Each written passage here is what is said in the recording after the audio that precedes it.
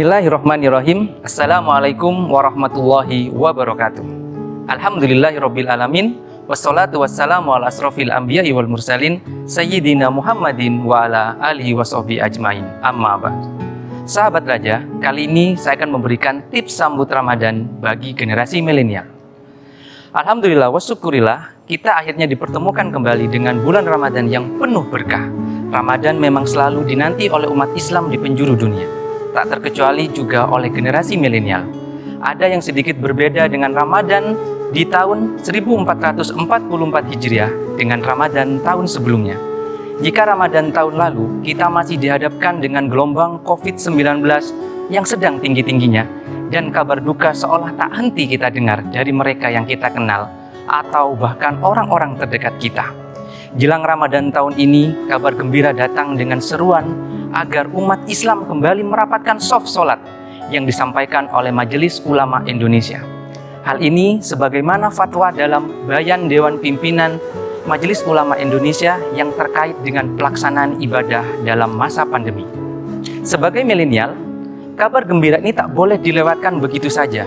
Sukacita sambut Ramadan dengan dibukanya kegiatan di masjid harus disambut dengan riang gembira. Berikut tips menyambut Ramadan yang bisa dilakukan oleh kaum milenial. Yang pertama, ketika masjid sudah dibuka, maka sudah selayaknya generasi milenial adalah orang yang paling pertama bergegas menyambutnya. Sudah tidak zamannya lagi masjid hanya diisi oleh mereka yang lanjut usia. Saatnya milenial ambil peran, pergi ke masjid dan memakmurkannya. Allah berfirman dalam Quran surat At-Taubah ayat 18 yang berbunyi, sesungguhnya yang memakmurkan masjid-masjid Allah hanyalah orang-orang yang beriman kepada Allah dan hari kemudian, serta tetap mendirikan sholat, menunaikan zakat, dan tidak takut kepada siapapun selain kepada Allah.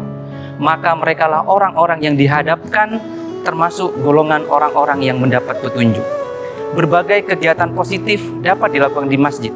Di antaranya dengan rutin mengikuti kegiatan sholat berjamaah 5 waktu, tarawih, tadarus, kajian atau kegiatan positif lainnya, atau mentadaburi kitab-kitab atau bahkan isu terkini yang dapat dikaji sehingga menambah wawasan dan pengetahuan. Masjid akan makmur dan menjadi pusat peradaban dengan kaum milenial sebagai motornya. Yang kedua, di era yang serba digital dan modern, sudah saatnya generasi muslim menjadi produsen-produsen konten kreatif di media sosial. Buatlah konten-konten dakwah atau konten positif di Instagram, TikTok, YouTube, Facebook, atau bahkan di Spotify. Generasi muda jangan hanya rebahan saja menjadi penikmat, apalagi berjam-jam menghabiskan waktunya untuk scrolling sambil menantikan beduk berbuka tiba. Generasi muda harus produktif menciptakan konten dakwah positif sebagai siar agama, hobi tersalurkan, pahala didapat, berkah untuk dunia dan akhirat. Jika biasanya marketplace menjadi tempat untuk menyalurkan hasrat untuk berbelanja, maka di bulan yang penuh berkah ini sebaiknya kita sisihkan sebagian rezeki kita untuk sedekah. Perhatikan sekitar, jangan-jangan ada 1-2 tetangga yang sedang membutuhkan ulur tangan kita. Maka sudah selayaknya sebagai generasi muda kita hadir.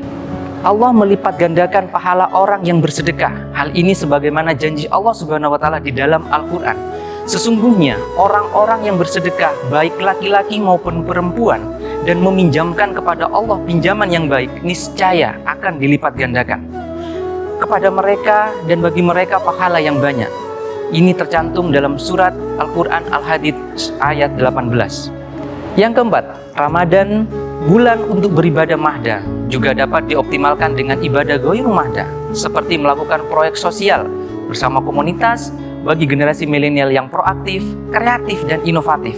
Tentu ini akan menjadi modal proyek sosial yang memberi dampak bagi lingkungannya. Bukankah Rasulullah pernah bersabda, sebaik-baik manusia di antaramu adalah yang paling banyak manfaatnya bagi orang lain. Yang kelima, Ramadan juga merupakan bulan refleksi diri. Patut diingat bahwa kita bisa dan harus meminta pertolongan hanya pada Allah semata, dan memperbanyak doa agar saat bulan Ramadan dapat mengubah kita menjadi lebih baik lagi, dapat konsisten melakukan kebiasaan-kebiasaan baik, lebih mudah melakukan ibadah sunnah dan perbuatan baik. Dan yang menjadi refleksi diri sendiri, daripada membiarkan bulan suci ini berlalu begitu saja, bukankah hari ini harus lebih baik dari hari kemarin, dan hari esok harus lebih baik daripada hari ini? Selamat menyiapkan diri menyambut bulan suci Ramadan nan mulia.